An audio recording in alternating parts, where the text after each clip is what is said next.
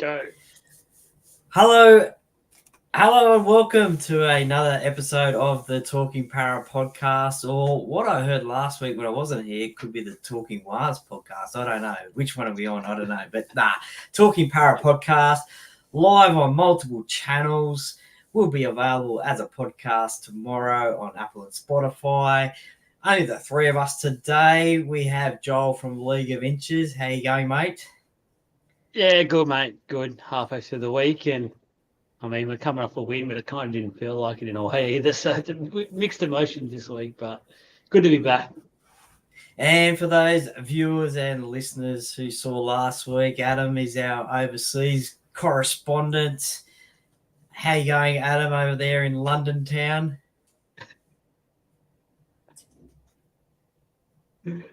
Yeah, good. Thanks, Troy.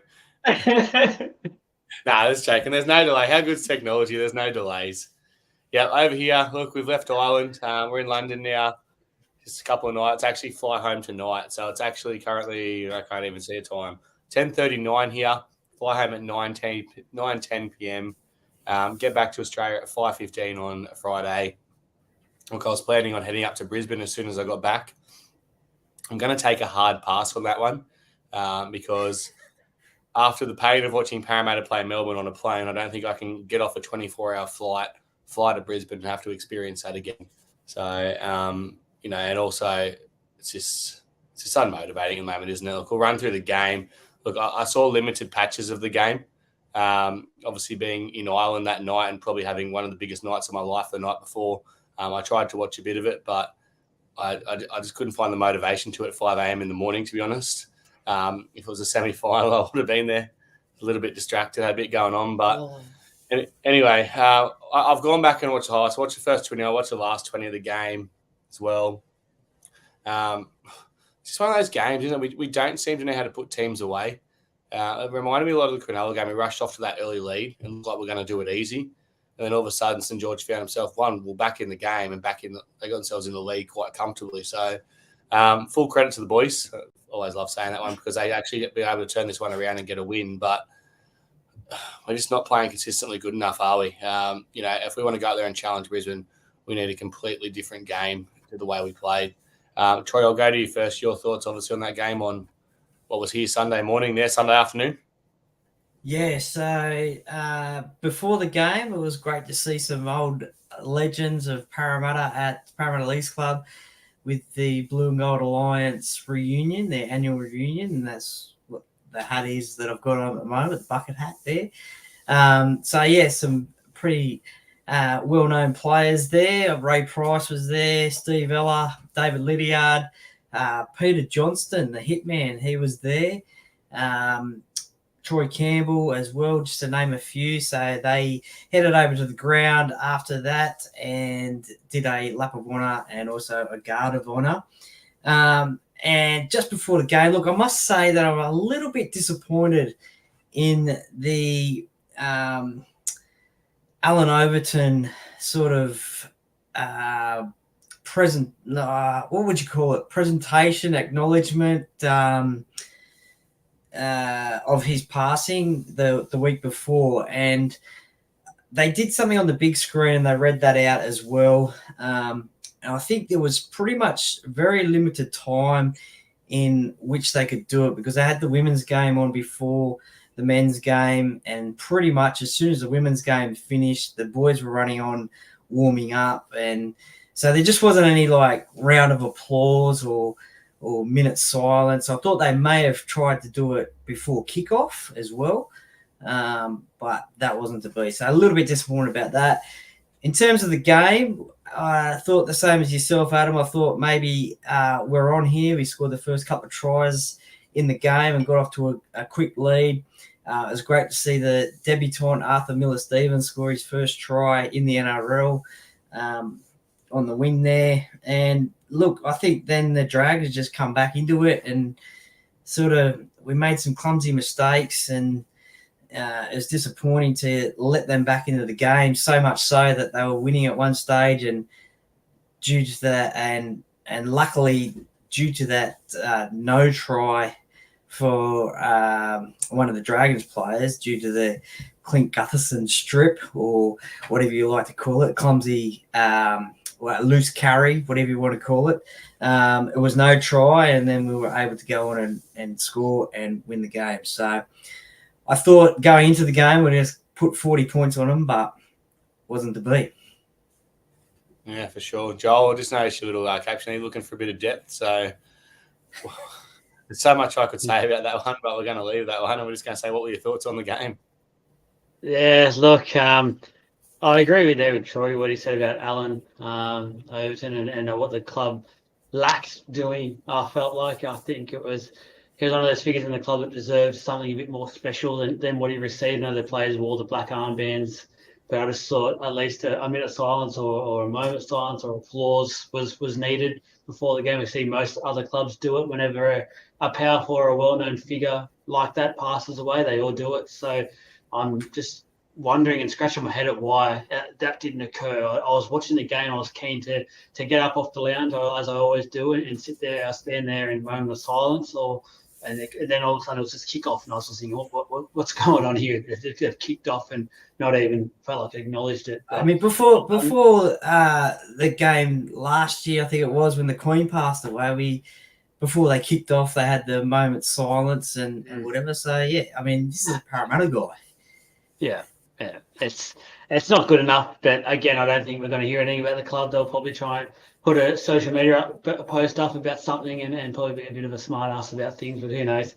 About the game, I felt like it didn't feel like a win at all. Like afterwards, I was actually more annoyed than I would be after a loss with just how we played. And if Amoni scored that try, if it went the other way, which I wouldn't have been too concerned if it did go the other way and they ruled it a try, we were all over. It was all done against a team that wasn't playing for anything. They're not going to win the wooden spoon. They're not going to make the top 8. And we almost got our pants pulled down by a team that's been embarrassing for most of the years. So it was disappointing. There's not much to say about the game itself because, again, we started strong. We looked on top of the world, and I don't know what is going on with the players this year, but they just don't seem to have that drive to go on with it and really own games, which is concerning. Probably the most concerning for me is like looking back at some of those games. Say it's disappointing. We don't seem to enjoy. Like they feel like a loss. We've had a few of them this year now. And that's a sad thing for Parra fans. Like we used to always be that team and be like, oh, we're playing so well that if we found ourselves in those arm wrestle games, be like, oh, they count towards the end of the year. But to not put away the Dragons. We had the Gold Coast at home the other week. We struggled against. There's some other ones as well I can think of. Like I know they end up playing pretty good football after that, but the Cowboys at home in that 24-16 win after they got beat by 60 the week before by the Tigers. There's so many games you look back on that, even though like the Tigers again, 28-22, when we played them, when they were getting pumped by everyone, there's so many games you look back on throughout the year and they just didn't feel like wins because we didn't play that good of football. I know, we won't care if we make the finals by 2 points or whatever, but I think even the diehard, the biggest fan now, thinks that's impossible. Am I right, Troy? Is it panic stations, Troy? Is it panic stations? As Lenny Kravitz would say, it's not over till it's over. We're not doing mathematical chances at the moment, so no, it's not over until it's over. Okay, are we going to beat Brisbane this week? Yes, we will. How? Why? Who? Well, we're going to get to that, aren't we? Or... We are. Yeah. So we'll get to that, but yes, we will. There you go. So the disappointing thing for me is we don't seem to get ourselves into a grind of playing footy. We seem to be a very lazy team this year. We obviously got ahead like I said, that 10-0 pretty easily, and then we just expected things to happen for us. When they hit us back, bang, bang, bang, bang, bang, Ravalawa down the right side every time. And we'll touch on those tries too, because defensively we actually defended them okay. But it seemed like we couldn't get ourselves back into a grind to actually want to do the tough yards to play footy to get ourselves back in the game for a good solid 30 or 40 minutes. And we obviously did it in the end. And some tries come from, some individual, well, I wouldn't say individual efforts. It was a nice ball by Madison, obviously, for the Paulo try. The cross-field kick was well placed by Dylan Brown. We got a bit of luck. And the other one was a nice little backline movement. But like I said, the frustrating thing for us is, that team last year that we just grinded away. Let's look at the prelim final. We grinded away till we got a win. What else? That's the worry. That's the worry as well, I feel like this year, is that every time we've been in a position where we've been dominant and we've scored a couple of quick tries, we just decide to just throw the ball around and just for some reason score off every play and not keep doing what is working for us. And I just, as a fan, you sit on your lounge, you just think, you're scratching your head going, what are we doing? Like, it's clearly working because we're scoring tries on them. And all of a sudden it just goes out the back door. We've got players who just want to score off every play, offload at will, and it just seems to go completely pear-shaped so quickly. Yeah, that's what it's like. It's hard to watch. We'll say that it's hard to watch. All right, let's quickly. Being a Parra fan's always hard to watch, isn't it? No matter how good we're going. You think we get used to it, but we don't, and here we are. Here I am halfway across the world talking about a team I love, and half of them don't seem to care if they play finals football this year. All right, let's talk about those defensive things. Look, I've always bagged our defensive structure. I spoke about it a couple of weeks ago. We've changed it, but like you saw the effect Dylan Brown had being back, that third man in mentality of getting across and covering it. He covered obviously Ravalawa one side. So let's talk about the tries, because I don't want to bag out Arthur.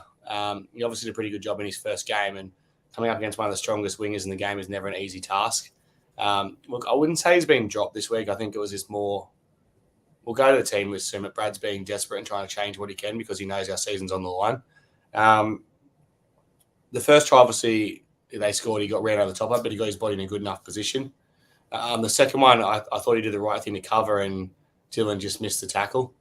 And then the third one was just an excellent ball by Ben Hunt. Like, you can't predict that ball. He saw they were rushing in, saw what they were covering, and just threw that awesome pass out the back of the hand, which is probably one of the best balls I've seen to a winger in a long time.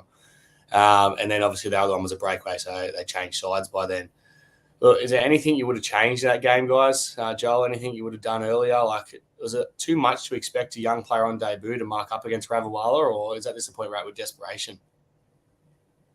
I mean, it is, but it isn't. I think, once again, I feel like Simonson was all over the place once again as well. And I think that's making it hard when you've got that sort of player in the form he's in and then have a rookie winger next to him. It's sort of, you could see the way we defend, and we always want our winger to come in and jam for whatever reason. And it can work, it can't work. It's just, it gets confusing watching it because like this young kid has obviously been in for 1 week now, and he's been, I agree with you, I don't think it was necessarily dropped, but it must hurt his confidence in a way because he's just had 4 tries on him. Everyone's talking about it.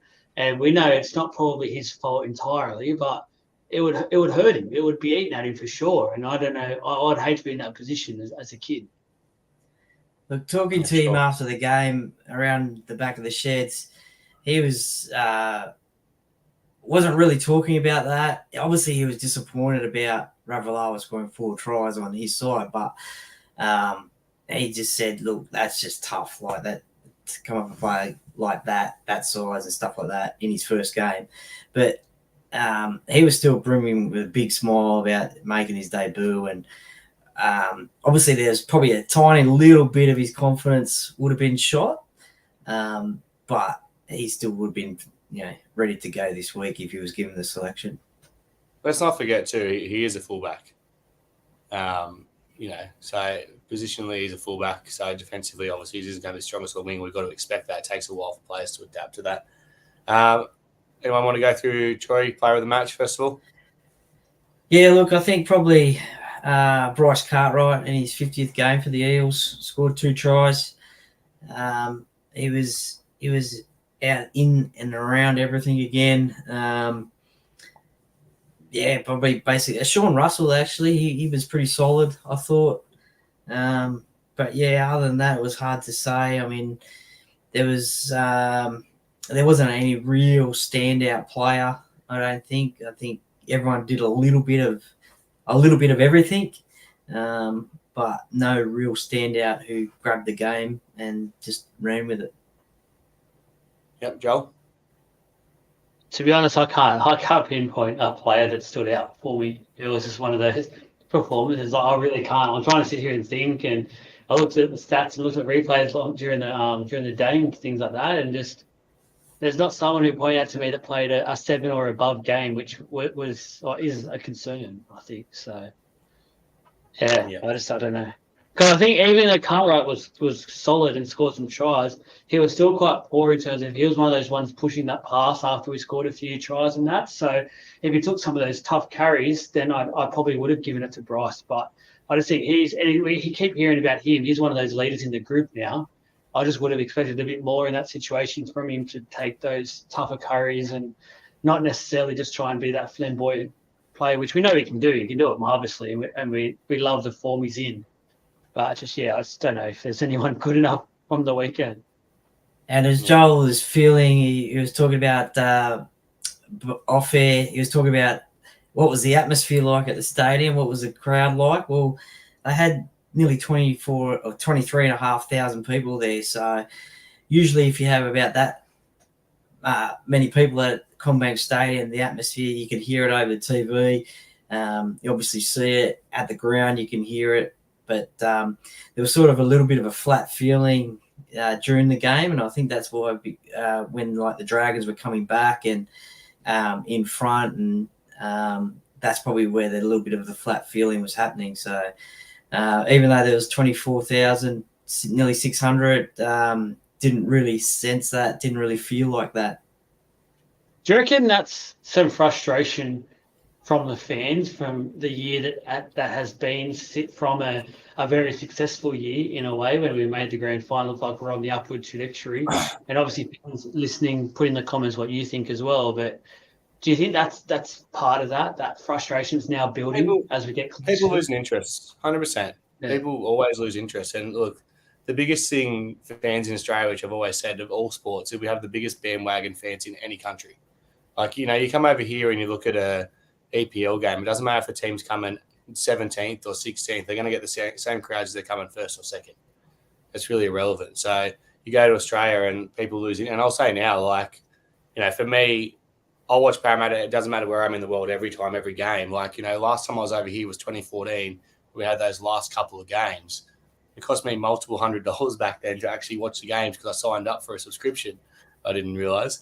And got up and watched the games at like 2 a.m. and 5 a.m. Like the first thing I did when I come to London in 2014 was go to the Walkabout Bar, which is sadly now closed. Anyone looking to come to London, very sad. Went to the Australian Walkabout Bar and watched Parramatta beat Manly on a Friday night. It was the very first thing I did.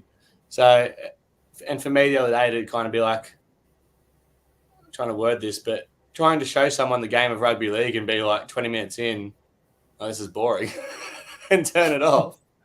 But it makes it hard. So, but not the worst thing you've subscribed to, I'm sure. Yeah. That's for another day, another show. He's trying to get me back for obviously that stuff I did on your show yesterday. All right. Look, there was something I was going to say and you distracted me. First of all, I want to give a big shout out to my good friend, bestie for life, Wiramu Greg, on his return. Obviously played limited minutes, but by all reports had an effect when he came onto the game with some good runs. And my obviously returning Dylan Brown as well. Look, he didn't set the world on fire, but he had some nice moments there in that game. Some nice stepping and obviously come across with that kick for that last try. My player of the match was actually Junior Paulo, and it's a bloke that's copped a lot of criticism lately from us. I think when the game was on the line and we had to get back into that game, he did what he needed to do as a front rower for once. He 20 runs for 176 metres, 33 tackles. Whenever Junior's running close to that 200 metres, we seem to play our best footy. And I know he didn't play our best footy, but you've got to take in the fact that, Regan Campbell-Gillard wasn't there as well. Obviously had multiple different front rowers, and looking through the stats, who started in the front row with him? It was Offengawi. Offengawi only ran for 83 metres. And we'll go through and look at Greg ran for 50. Moretti obviously come on. Makatoa 30. Moretti 41. So Hopgood only ran for 84. So he wasn't getting a lot of help there. Usually when we play like a Penrith or a Melbourne or one of the big teams, and you have everyone's over 100. Red's running for 200. You have Junior running for 200. You have Hopgood up around that 180. Usually you got Madison around that 170. He only ran for 129. Cartwright ran for 158, but usually have 5 or 6 of them constantly near that 200. To see that Junior was up there at 174 and the closest to him was Cartwright at 158, and the rest of them were pretty much under 100, shows he actually put in a bit of effort and played some good footy. So Junior gets my man of the match.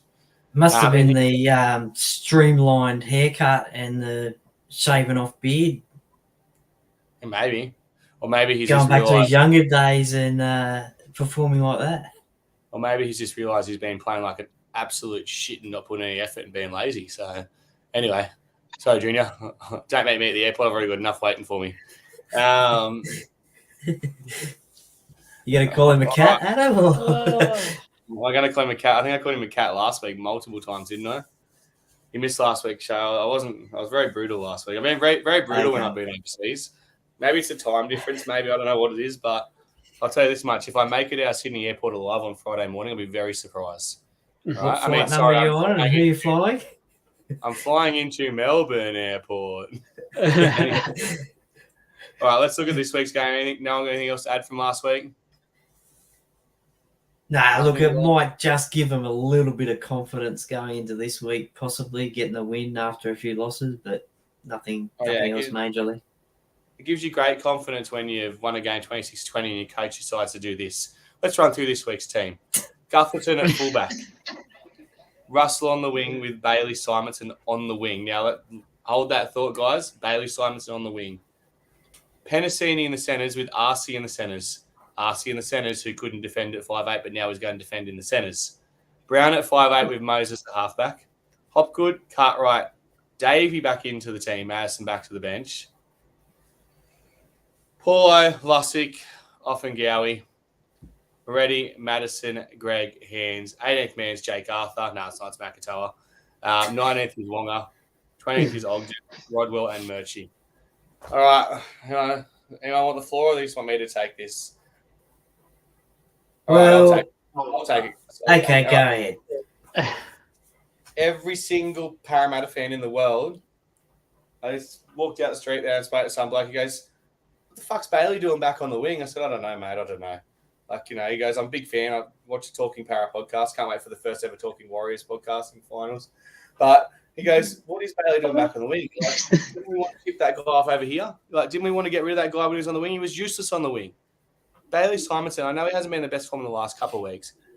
For me, it's a desperation move by Brad. He's ran out of ideas. He's ran out of wingers. Obviously, Micah getting suspended doesn't help. But where does this go long term? Bailey, who turned into one of the best attacking centers in the comp. Micah comes back next week against the Roosters. Am I correct? Yep. It's hard. I'm losing track of weeks over here. So and RCG does as well. It's a 1 week fix. Why not just leave it for another week? Why not give the kid another go? He's not. Who's Bailey going to be marching up against? Is going to be against? I think it's Dean Mariner. Who? No, I think it's Cobbo. Cobbo, yeah, Cobbo. It's Cobbo, I get it, but yeah, it will be Cobbo. It just doesn't make sense to me why you'd make that change for literally 1 week. The only thing I'm hoping and the only thing I can see happening is Gutho going to the centres and RC going to fullback. It's the only possible reason we'd make this move, because it doesn't make sense to move Bailey out of position for 1 week. We've obviously know there was talk about the start of the year. He was happy to move. So RC goes back to New South Wales Cup, scores 3 tries at fullback, and then we bring him into the centres where he struggled defensively in NRL in the front line. Would you run that? I think it's just speaking out about how bad our depth is at the moment, to be honest with you, because I can see in a way what BA is trying to do, because for mine, Bailey's been quite poor for about 4 or 5 weeks now. And I think it gets to a point where you do have to make a stance with that. But the thing is, we just have no one to go in at centre at the moment. We're really light on when it comes to centres and putting a player in there. And then the same at the moment with wing. We've lost Stevo, and it looks like our back line, and we've got completely no depth at all at the moment. So that's the highlight for mine, is that when I look at this team, I just think straight away depth. It's a huge issue at the moment. So I know you said Miller-Steven is a fullback. Does it matter on which side, which wings he plays on? Probably not being a fullback. Yeah, so if that's the case, then you could have put Sean Russell up against Cobbo because Russell's got that little bit more experience than Miller Steven, and put Miller Steven on the other wing, and then he's up against Dean Mariner. They changed it the other day during the game anyway, didn't they? Like, they got it out of there, so and on the other wing. So there's obviously lots of possibilities.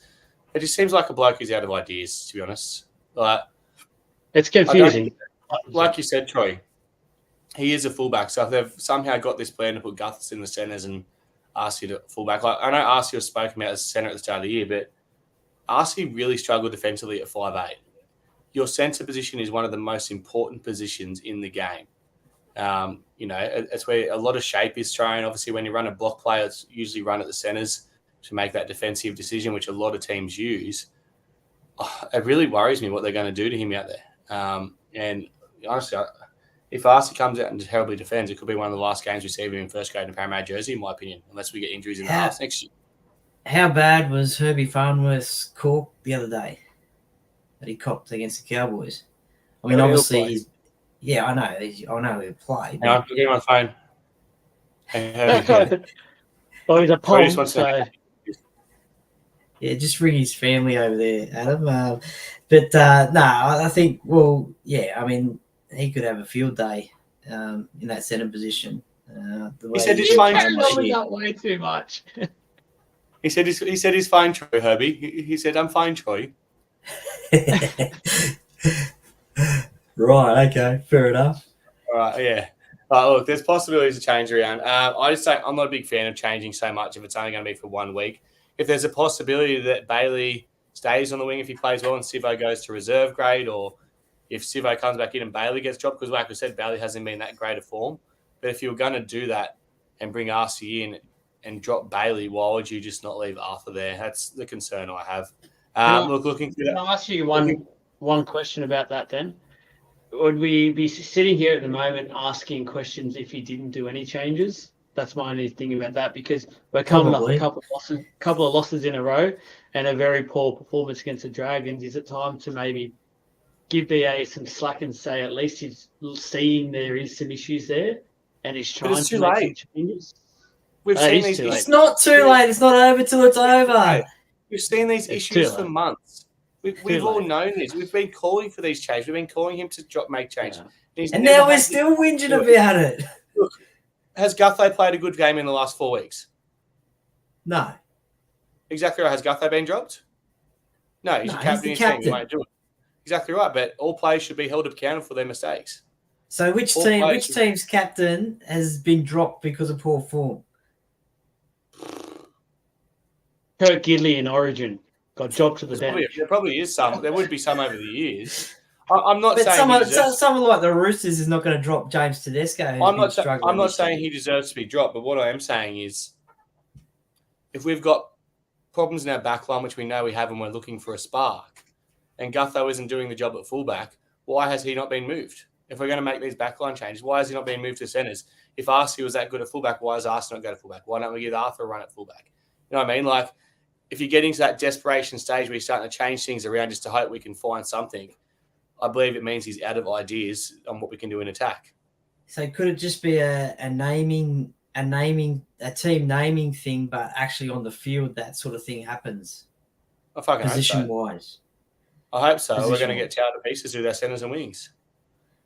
We honestly are. Right. Can I ask you a question, please?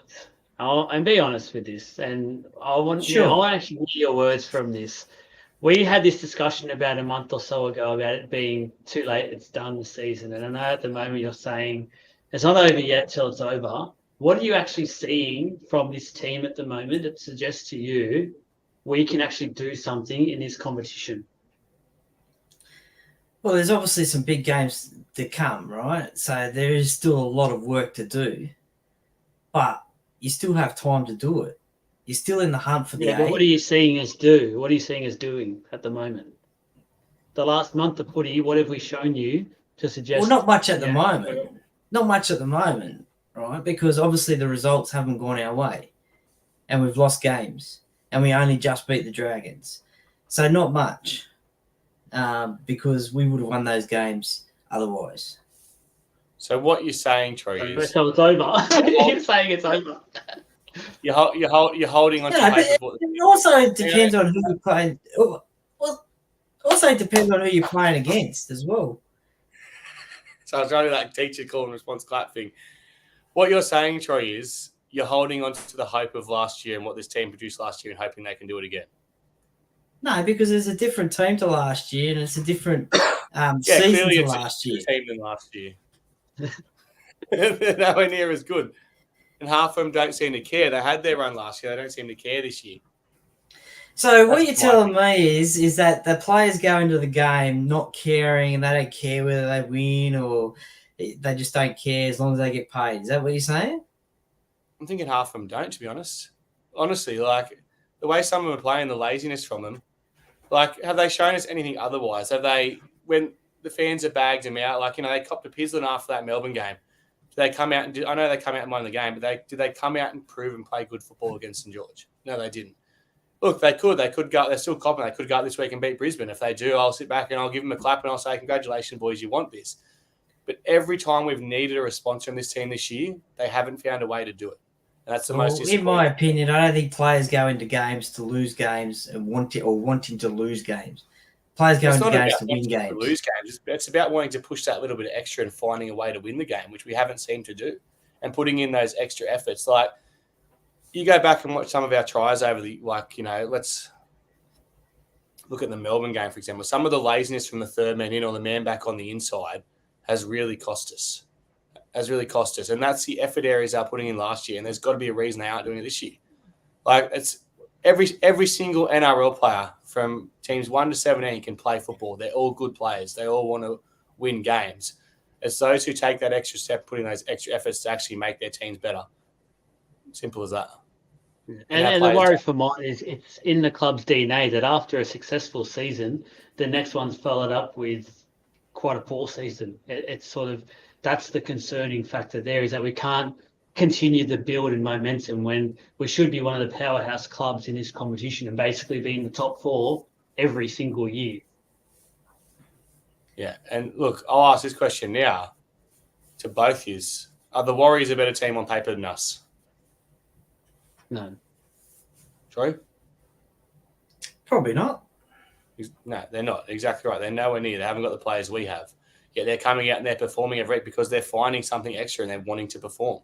Their combinations are better. I know we've been affected with their combinations with Dylan and injuries and stuff like that, and we can continue to talk about this draw, everything, but if we're in the position we're in last year, we wouldn't be complaining about the draw, obviously, because I just think we were a better team last year and we wanted it more. And it's not because of the players we've lost. It's because the players got that taste last year. And I get it. It's physically demanding, the amount of games they played last year. Then obviously a lot of them went to the World Cup as well. But it's honestly, it feels like as a fan, and we're all entitled to opinion, as a fan, it feels like half of them just want the season over.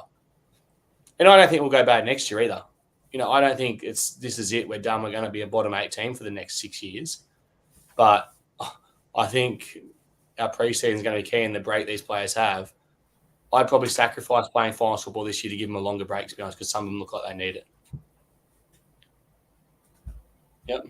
Anything else? So which one do you want me to call Hoops, and which one do you want me to call Michael Carianis? Because they'd said the same thing. Oh, they're written off. They're gone. Blah blah blah blah blah.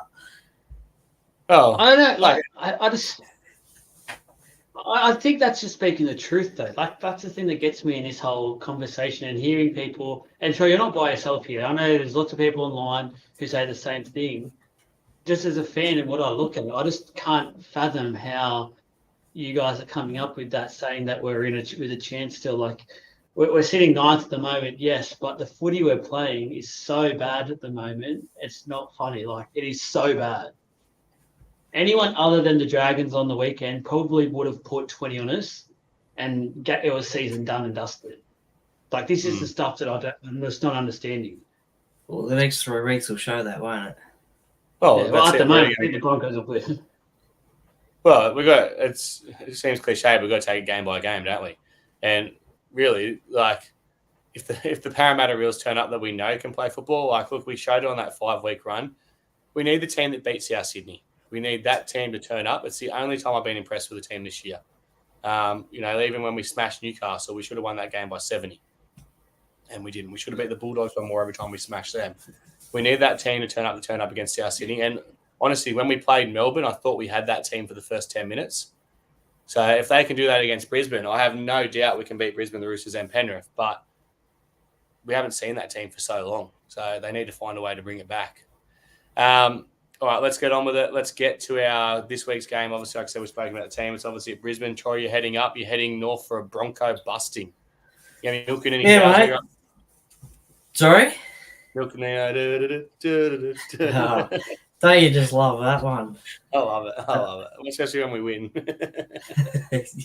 Well, it wasn't, but was it 2017? That was good. 2017. That was pretty good. But yeah, I'll be heading up there Friday morning for the game at the Gabba. So first sporting event I've been at. Sorry? We want more details. This is an interview. What time's your flight, Troy? Why? Who's going to be waiting for me at Brisbane Airport? I don't know. But probably just fans. Let me. Probably just your fans. Yeah, probably. I might be. Paparazzi, maybe. Yeah, maybe. You never know. People wanting their Parra podcast merchandise signed. Yeah, that's it. Well, at mid-morning flight it will be. Mid-morning. All right, so I won't see you at the airport. That's what I was going to say. You can, anyway, it doesn't matter. Well, you're international anyway. I'm only domestic, so. Oh, Jamie flying internationally to Brisbane. I didn't know that. Thanks, Troy. We're close to each other. Could have popped over, said hello. Had a Krispy Kreme with you at 6 o'clock in the morning. Oh. Yeah, what's your Krispy Kreme go to? Me? Definitely the chopped custard. This is a good chat. Yeah, good. Yeah, Joel, is yours. Chopped custard as well. That's a good one. And you can't go past the original glaze, and it's not. And you've got to warm it up a little bit. That's the hint. The only time I have the original glaze is the 4-packs at the stadiums, which I always sell out of it. Yeah. Combank. Fix that one, guys. Considering they don't sell them there, Adam, mate. Yeah, they do. Krispy Kreme. They sell them over. Krispy Kreme. They sell 4-packs. So that means there's two donut suppliers going head to head at Combank Stadium then. Frankie and Carl the other one always Krispy Kreme. Krispy Kreme set like that. $14 for a 4-pack. See how I get Lucas through to halftime and say at halftime we can go get some donuts. And then as soon as the halftime, okay, so Krispy Kreme, if you're listening or watching, hit us up. We'd love some sponsorship and we'd love some donuts. No, we would love some sponsorship. The amount of food and alcohol I've drank over here, I do not need to eat Krispy Kremes when I get home. But yeah, anyway, I'll be heading up there. Can't wait. First sporting event at the Gabba. I've been there when it's empty on the old tours back in the 80s for when World Expo was happening. Show you how old I am. But yeah, looking forward to it. You're celebrating your 40th birthday back then, weren't you? Sorry? Celebrating your 40th birthday back then? Yeah. So it shows you how old I am now. Been supporting this team for, 80-odd years. So, about time there. 75 years, 76 years. What are we up to? I don't know, 77. My train of thought's gone. But, a game on a round field. Wait, you're 77 years old? Yeah, can you believe that? Mate, what skincare products do you use? Oh, it's not very good ones. Let us in on your routine, Troy. What do you do? Yeah, okay. I will. I'll give you the details off air, and you can look like me at 77. Completely distracted. Get back to the game, Troy. Come on, keep this professional.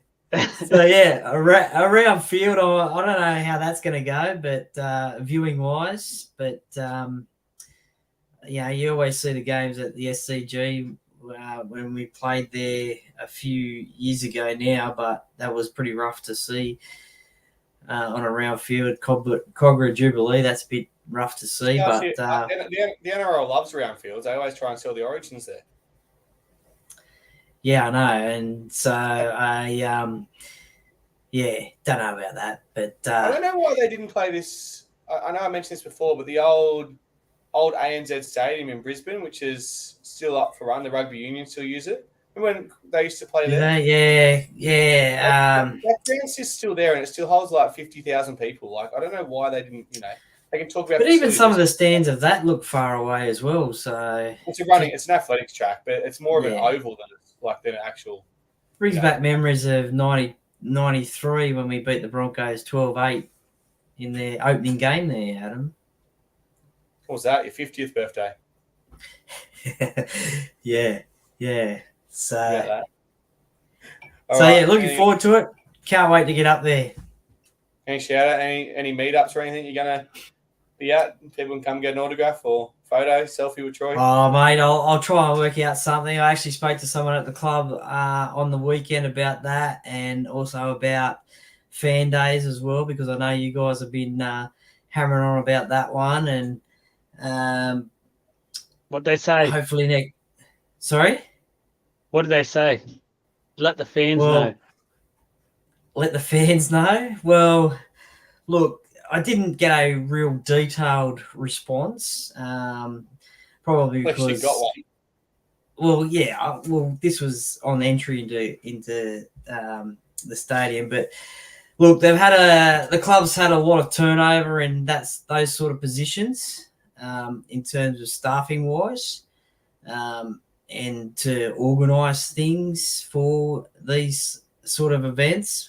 They are hoping that next year it will get a lot better in terms of having fan days, and also having, for those interstate people, having meet and greets for with the players, and so hopefully that's something that they'll improve on next year, and also like fan meetups before games, interstate, and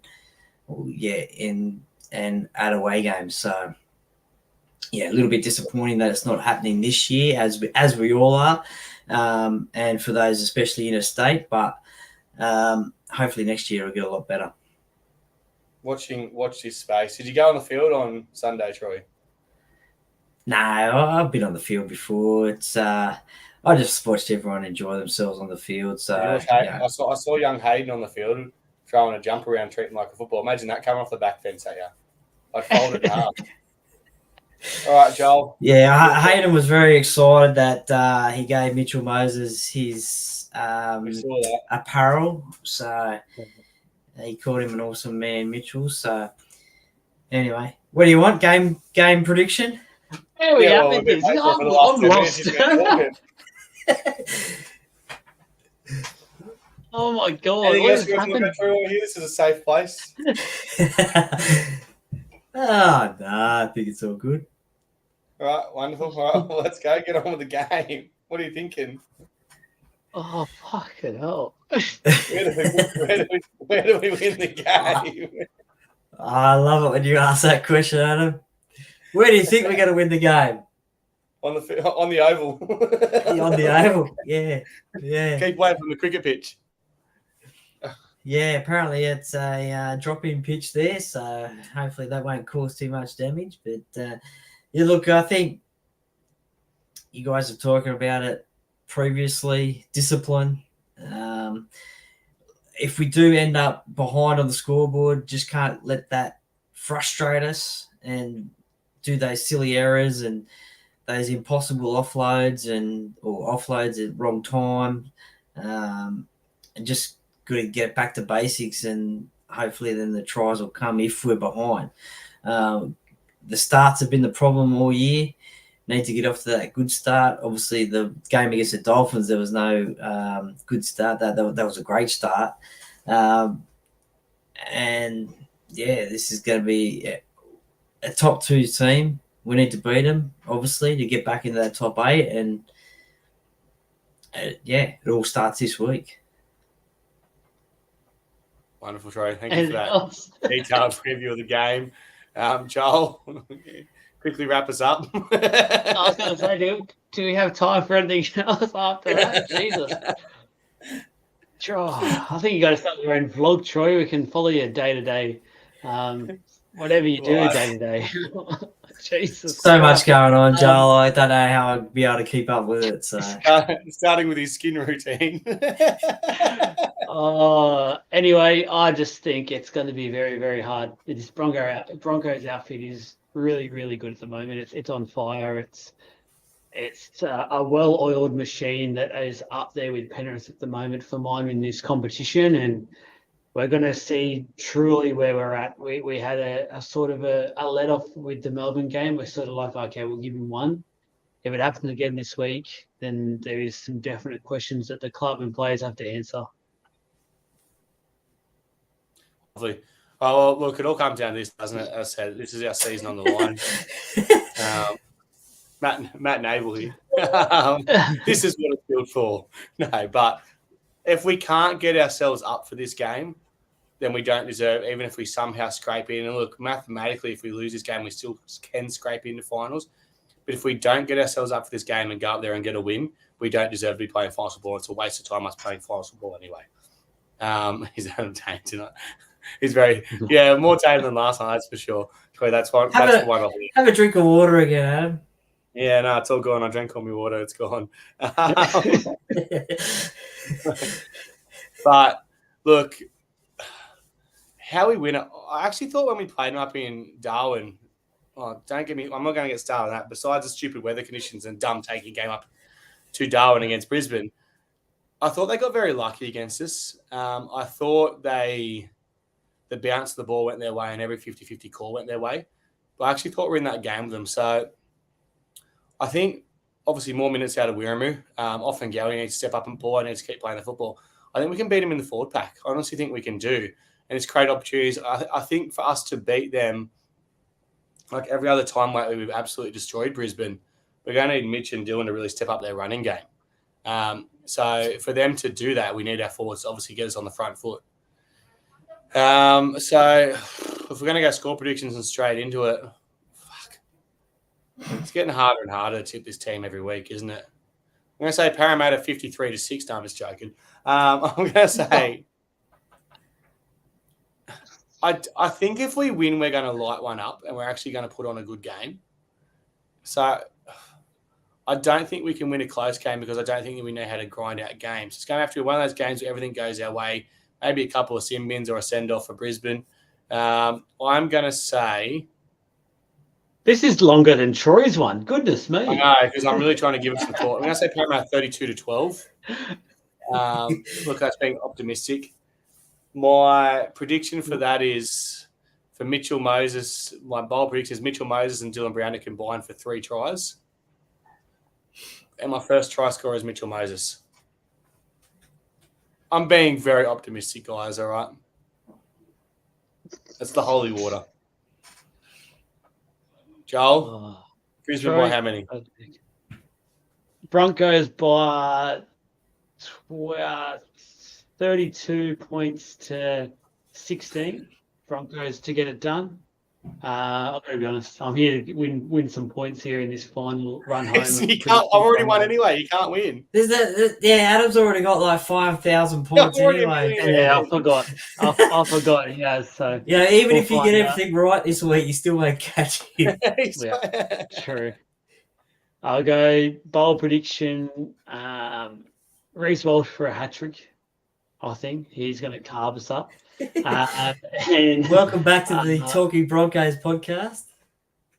Oh, mate, I've just got to be honest with it. I'll kind of tell the viewers Come on, time is money. I've got London to explore, you know. Sean Russell. We'll get away to one of those flyers again and then let him back in. All right, Troy, wrap us up. Look, I'll go 26-18, Parramatta to win. I'll go my old mate Will Penasini to score first, and he can score a double. There you go. Lovely. All right, we've got a few questions here, Joel. I'll get you to bring them up. Yeah. First, can we start with Ryan Howard's question? Should we look at Justin? Go on here first. All right, Ben. Look, I rate Justin Orme.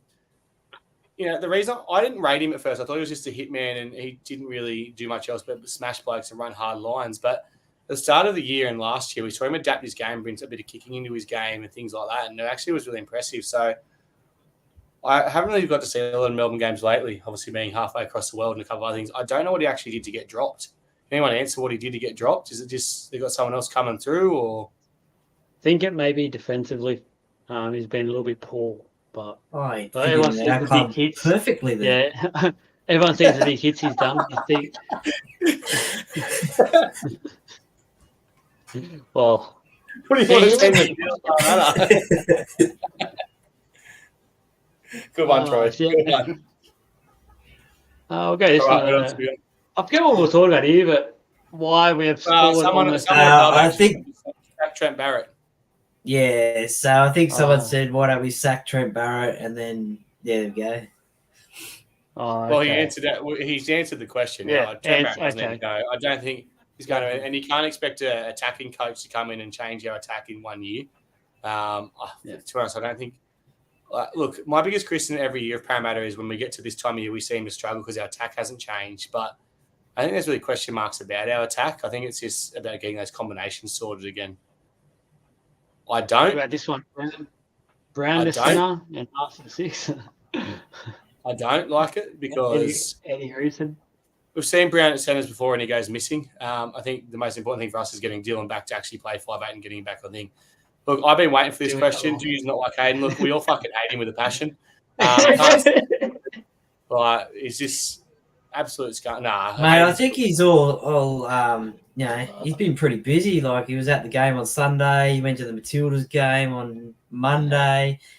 So I think he's... It's a hard life when you get all these tickets for free, isn't it?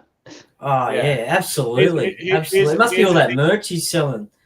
Here's Since the thing, he gave Ryan, that shirt to Mitchell Moses, you know. Here's the thing, Ryan.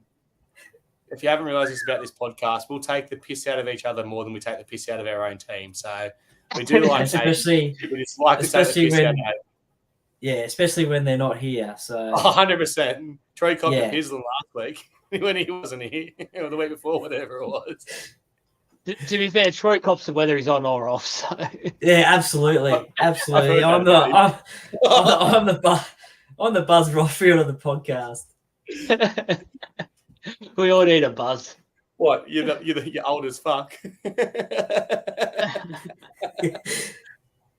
One last one I've missed out. Troy just was a bit of. I think this is a skincare product. Airborne. That's products. right. Yes. Lovely I think, Arbonne products available from my wife. You can purchase those, and you'll look like me at 77. There you go. Well, they seem to have a potential little plug earlier, and you missed the boat. So Yeah, you missed it, but someone had to provide. You're in the doghouse. Yeah, tonight, so Troy. just send me a DM, and I'll hook you up with some Arbonne products and the link and and whatever. a hat. You'll get a hat with it as well. You'll be in trouble. You'll be copping it again. Buzz. Also, Buzz. the dangerous tackle from Dak Lomax. What are your thoughts on that one? Yeah. Oh well, no, if it was a I Parra. No, to be honest, I thought he should have been a sin bin. And I thought there was 3 incidences in that game where Dragons players could have easily been sent to the bin with what we had seen the weekend. So that was concerning for mine. I thought the referee was out of his depth all game. I thought he looked scared to make decisions, and he was intimidated a lot. So coming into finals as well, the referees really need to step up their game because it was so inconsistent over the weekend. It was quite laughable. And it was pointed out on, I think, 360 as well, that he has a habit of doing those sort of tackles as well. And the NRL has spoken to him too, I think. Well, he didn't do a very good job because he's back in the starting side this week. So, and mate Andrew Davey. So good on you, bro. Hope you get in and kill it. All right, wrap it up. I've got to go do some shopping before I get out of this country. I'll see you back live next week from sunny Maitland. I ignore what you said then. I don't need any more laughs. Wrap us up. Get us out of here, Troy. Okay, well, Sorry? Doesn't matter. Okay, well, thank you very much for joining us on whatever platform you've joined us tonight, or the podcast available tomorrow on Apple or Spotify. Enjoy a safe flight home, Adam. Joel, enjoy the game on Friday. Are you heading down to the game? Nah, unfortunately, I won't be able to. The missus is about to pop, so I've got to be on standby basically for a hospital trip. So horrible timing. Take it to the game. She'll go into labour for sure. She gets more of the games than I do at the moment. So, but anyway, and see you all next week. Go Parra.